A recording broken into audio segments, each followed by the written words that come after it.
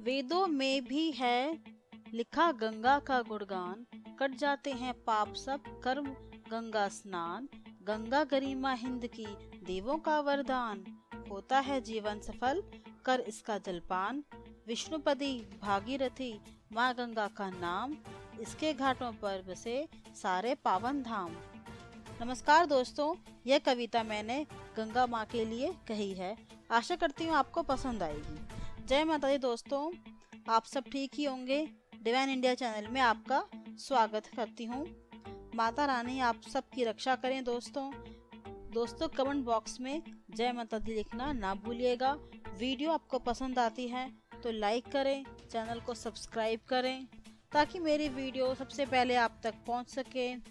दोस्तों स्कंद पुराण के अनुसार ज्येष्ठ माह की शुक्ल पक्ष की दशमी तिथि को गंगा दशहरा मनाया जाता है। दशमी तिथि को गंगा मैया स्वर्ग से धरती पर लाई गई थी। जीवन प्रदायिनी मोक्षदायिनी गंगा मैया का आज के दिन अवतरण हुआ था, इसलिए यह तिथि गंगा दशहरा के नाम से प्रसिद्ध हुई। ऐसी मान्यता आती है इस दिन व्यक्ति को गंगा नदी में स्नान करना चाहिए। गंगा नदी में खड़े होकर गंगा स्त्रोत का पाठ करना चाहिए।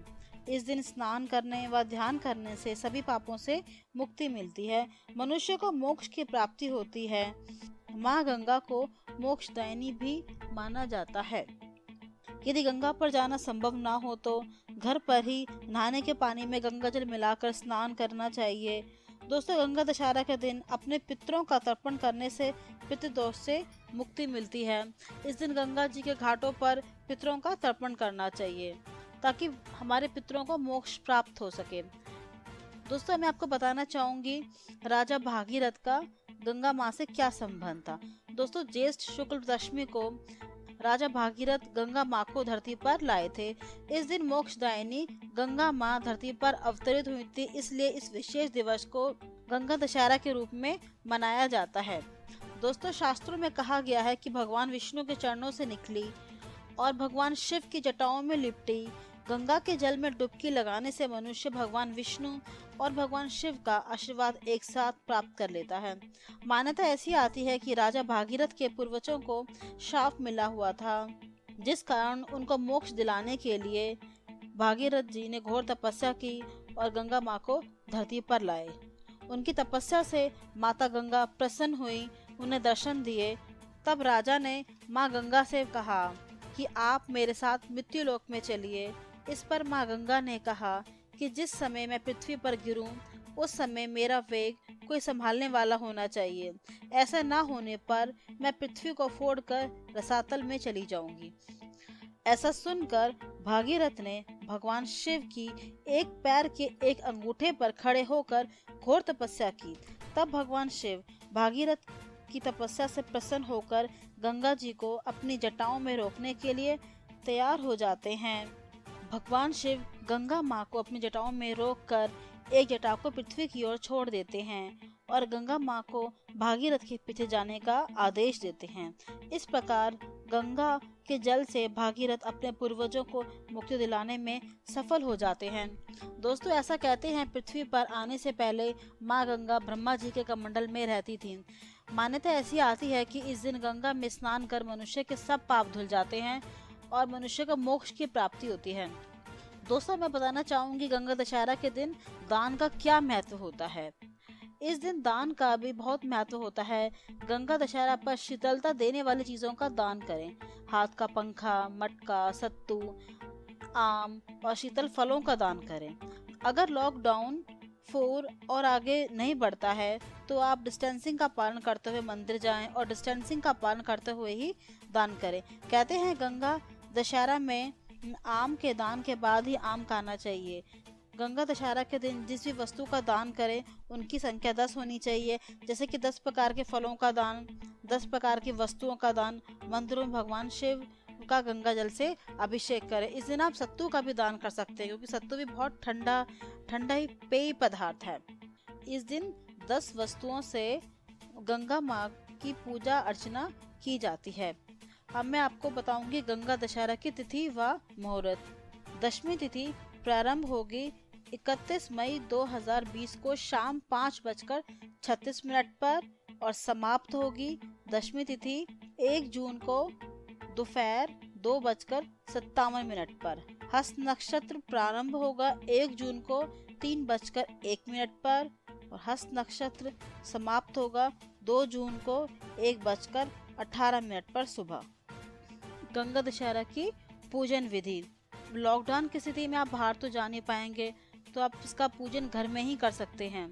अच्छा होता है गंगा दशहरा के दिन हम गंगा नदी में जाकर स्नान करें, पूजन करें, पर लॉकडाउन की वजह से हम बाहर तो जा नहीं सकते, इसलिए गंगा दशहरा वाले दिन आप घर में ही गंगा माँ का ध्यान करके स्नान करें। स्नान करने के पानी में थोड़े गंगा जल की बूंदें, कुशा घास और तुलसी के पत्ते डाल लें और स्नान करें और गंगा माँ का मंत्र का जाप करें। स्नान के बाद स्वच्छ वस्त्र पहनकर गंगा माँ की पूजा करें।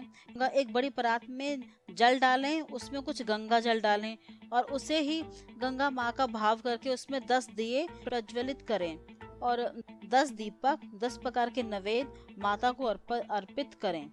10 तांबूल एवं 10 फल का प्रयोग करें। 10 ब्राह्मण को 16 मुट्ठी जौ का दान करें और तिल की दक्षिणा देकर माँ की पूजा का पारण करें।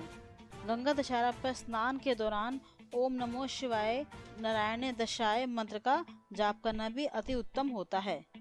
दोस्तों, मैं आपको बताऊंगी गंगा दशहरा का महत्व। गंगा दशहरा 10 शुभ वैदिक गणनाओं के लिए मनाया जाता है, जो विचारों, भाषण और कार्यों से जुड़े 10 पापों को धोने की गंगा माँ की क्षमता को दर्शाता है। कहते हैं गंगा दशहरा 10 अंक का विशेष महत्व होता है। 10 वैदिक गणनाओं में ज्येष्ठ माह, शुक्ल पक्ष, 10वां दिन, गुरुवार, हस्त नक्षत्र, सिद्ध योग, गर आनंद योग और कन्या राशि में चंद्रमा और विष राशि में सूर्य शामिल होता है। मान्यता ऐसी आती है कि इस दिन माँ गंगा की पूजा करने से मनुष्य को मोक्ष की प्राप्ति होती है। मनुष्य जीवन मरण के चक्र से छूट जाता है। मनुष्य को सभी पापों से मुक्ति मिलती है। इस दिन पितरों का तर्पण करने से उन्हें भी मोक्ष की प्राप्ति होती है। गंगा दशहरा पर ऐसी मान्यता आती है, पितरों के नाम के तिल कुश लेकर गंगा नदी, पीपल और तुलसी में पितरों का तर्पण करें तो पितरों की आत्मा को शांति मिलती है। दोस्तों, गंगा दशहरा के दिन गंगा में स्नान करने से पापों से मुक्ति होती है, ऐसा कहते हैं। पर ऐसा नहीं है कि हम जानबूझकर पाप करते जाएं और फिर गंगा में जाके स्नान कर लें तो पापों से मुक्ति मिल जाएगी। जो पाप हम जाने अनजाने में करते हैं, जैसे गलती से हमारे हाथों से चींटी का मर जाना या हमारे पैर के नीचे कोई छोटा सा जीव आ जाना और वो मर जाए, तो उन जाने अनजाने में किए गए पापों से मुक्ति मिलती है। ऐसा नहीं होता कि हम किसी को मार दें और फिर जाए गंगा में स्नान कर लें और कहें कि हमारे पाप धुल गए। ऐसा कुछ नहीं होता। जो पाप हम गलती से करते हैं ना, उससे मुक्ति मिलती है। गीता पुराण में भगवान श्री कृष्ण ने नदियों में गंगा को सर्वश्रेष्ठ बताया है। पुराणों में उल्लेख है, रविवार के दिन सूर्य ग्रहण हो और सोमवार के दिन चंद्र ग्रहण हो, तो इन दिनों में गंगा स्नान का जो फल होता है वो बहुत ही सर्वश्रेष्ठ होता है। गंगा स्नान का पुण्य बहुत बढ़ जाता है। उस इंसान का कभी अनिष्ट नहीं होता है जो सूर्य ग्रहण पर या चंद्र ग्रहण पर गंगा में स्नान करता है। गंगा दशहरा पर जब हम गंगा स्नान करें तब 10 डुबकी लगाएं। पहले अपने पितरों के नाम की, दूसरी अपने स्वजनों के नाम की। गंगा जी में कमर तक पानी में खड़े होकर या हृदय तक पानी में खड़े होकर गंगा जी में सूर्य को जल अर्पित करें और सूर्यदेव को नमस्कार करें। अगर आप गंगा नदी में नहीं जा पाते तो किसी नदी में खड़े होकर सूर्य नमस्कार करें।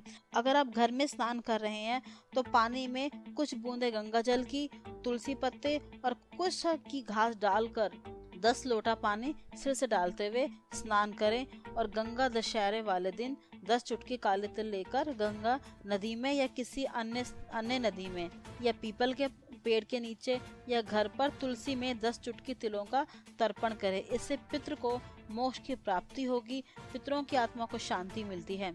दोस्तों, ऐसे मान्यता आती है जिस घर में पितरों को याद नहीं किया जाता, उन्हें तिल का तर्पण नहीं किया जाता है, उस घर में देवता पूजा स्वीकार नहीं करते हैं। जिस घर में पितरों की पूजा होती है उसी घर में ही देवता पूजा स्वीकार करते हैं।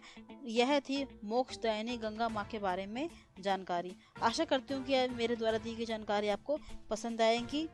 चैनल को सब्सक्राइब करके रखें, लाइक करें, क्या पता कौन सी वीडियो कब किसके काम आ जाए। आपको डिवाइन इंडिया चैनल से जुड़े रहना है, इससे आपको सभी व्रतों की जानकारी निःशुल्क प्राप्त होती रहेगी।